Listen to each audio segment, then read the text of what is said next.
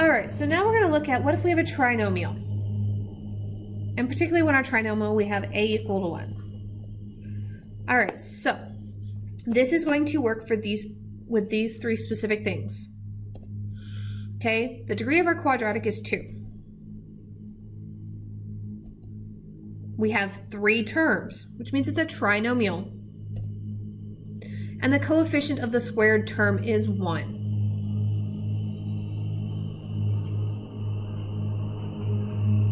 Okay, so these 3 things have to be true to work for this method. All right, so these are the 5 steps that we're going to use when those 3 criteria are met. Okay, we're going to draw parentheses and fill in with so we are always going to have 2 sets of parentheses, and we'll fill in with whatever variable that we have. And I'll show you this on the next slide a little bit more. So then we're going to use what I call an X puzzle. Okay, I'm going to place the B in the add spot, which is the bottom, and the C in the multiply spot, which is the top. Then we're going to figure out what are my signs going to be. Okay, and I have a little chart to go with that as well. Okay, then I solve my X puzzle and place my answers in. Always can check my work by multiplying back through. Okay, so kind of breaking this down. First thing I do is draw my parentheses, place my B and my C in their appropriate spots. So the B goes down to the bottom, the C goes up to the top. And what it means is anything that's here and here has to multiply to give me C, but add to give me B. Add or subtract.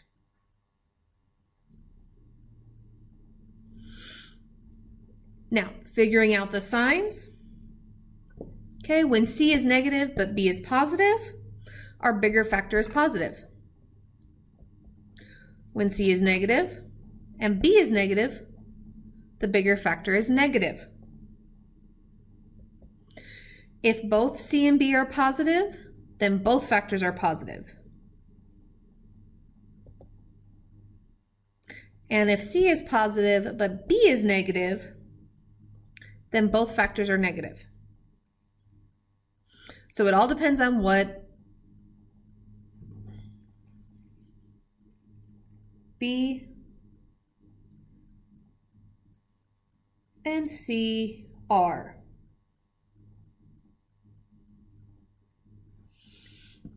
Okay, so let's look at a first example. I've got k squared plus 3k minus 40.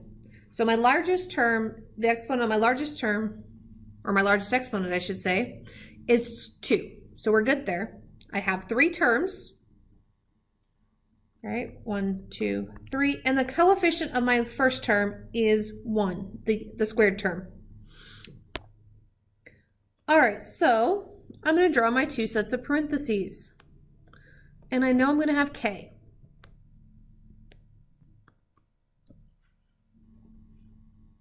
And why is it just k? Because k times k gives me the k squared.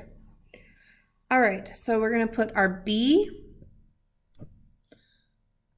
here and our C up top. So now I need to figure out what go in these 2 sides here.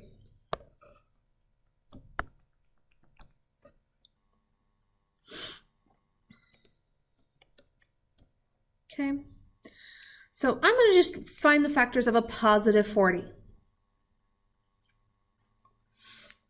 Well, I know I've got 1 and 40, 2 and 20, 3 and 10, or sorry, not 3, 4 and 10, 3 doesn't work, right? And 5 and 8. And I know those are pretty much all the factors I can have. Okay. So, what signs am I going to have?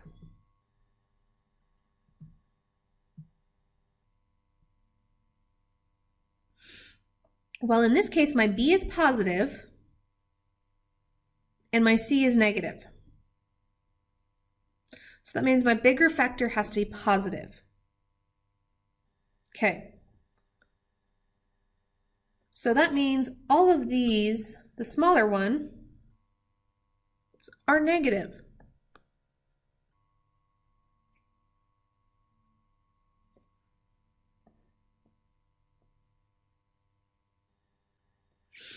Okay, that means the smaller ones are going to be negative and the bigger one's going to be positive, because that's the only way I can get 40 to be negative, right? If I were to multiply these together, that's the only way I could get them to be negatives, for one of the terms to be negative. All right. So if I take 1 plus, or negative 1 plus 40, well, that gives me 39. And that's not 3. Okay, 20. So negative 2 plus 20 gives me 18.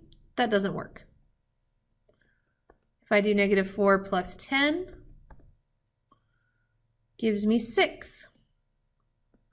But negative 5 plus 8 gives me 3. So there's my two factors that I have that will add to give me my middle term and multiply to give me my last term.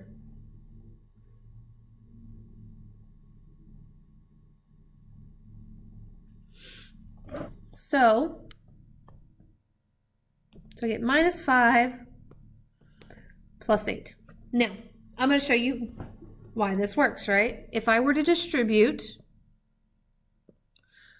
k times k is k squared. K times 8 is 8k. Negative 5 times k is negative 5k. And negative 5 times 8 is a negative 40. Add your like terms. So k squared, 8 plus negative 5 is 3k minus 40. So if we distribute, we get our answer back what our original was. Okay, let's go ahead and look at another one. So I've got x squared plus 15x plus 50. So first thing I'm going to do is draw my parentheses, and I know I'm going to have an x times an x. All right, so c goes up in our top, b goes in the bottom.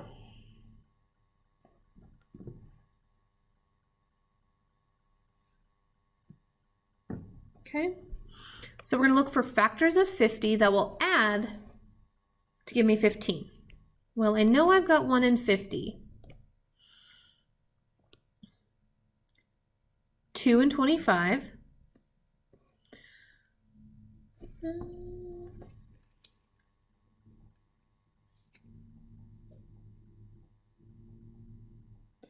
Let's see, I don't think 3 works. 50 divided by 3, nope, we get a decimal. 50 divided by 4, nope. Oh.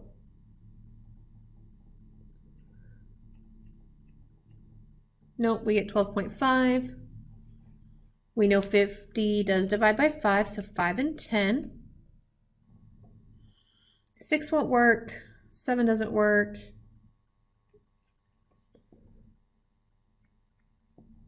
8 doesn't work, 9 doesn't work, and we've already got 10. Okay, so we need 15. So now what sign do I have? Well, both C and B are positive, so that means all my terms have to be positive. So we're adding these together. Well, that 1 plus 50 gives me 51. 2 plus 5 gives me, or 2 plus 25 gives me 27.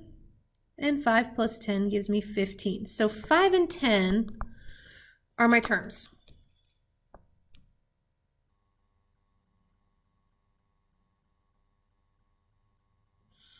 So that means I'm going to get x plus 5 plus x plus 10.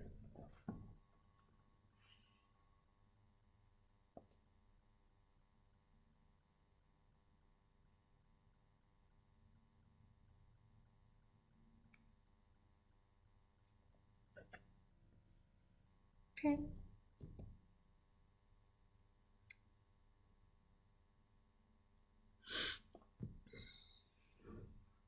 All right, we'll do one more of these, and then I've got a special case I want to talk about.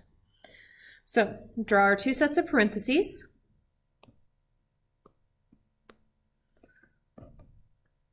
Our variable on this one is n. So my c in this case is 40, and my b is a negative 14. So remember what we said, when b is negative, but c is positive,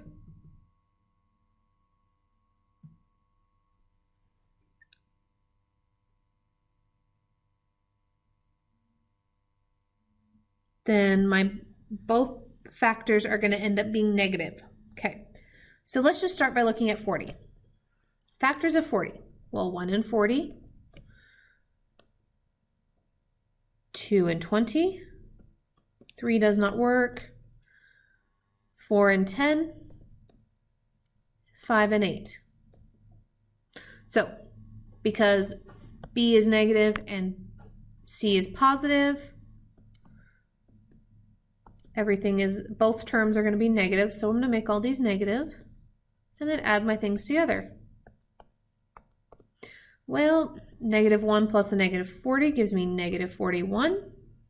Negative 2 plus negative 20, negative 22, that doesn't work. Negative 4 plus negative 10 is a negative 14. So right there, my two factors that will give me 40, but add to negative 14 are negative 4 and negative 10.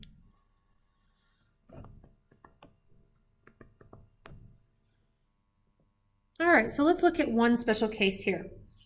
So I've got x squared minus 49. Well, we're missing our middle term here, right? So I could say that the x term is 0x, right?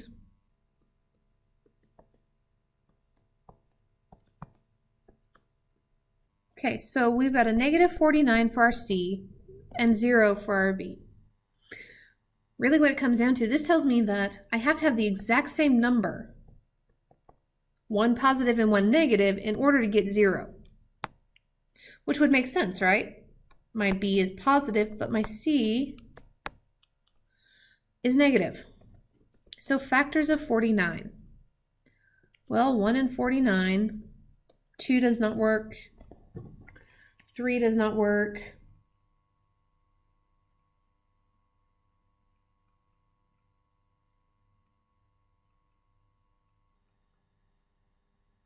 4 doesn't work. We know 5 isn't going to work. I don't think 6 works. Nope. And then we've got 7, which is 7 times 7, right? Well, we know based on our little chart that when c is negative but b is positive, then the bigger factor is positive. So that means my smaller one is negative. Well, negative 1 plus 49 doesn't give me 0, right? But negative 7 plus 7 does. So we get negative 7 and plus 7.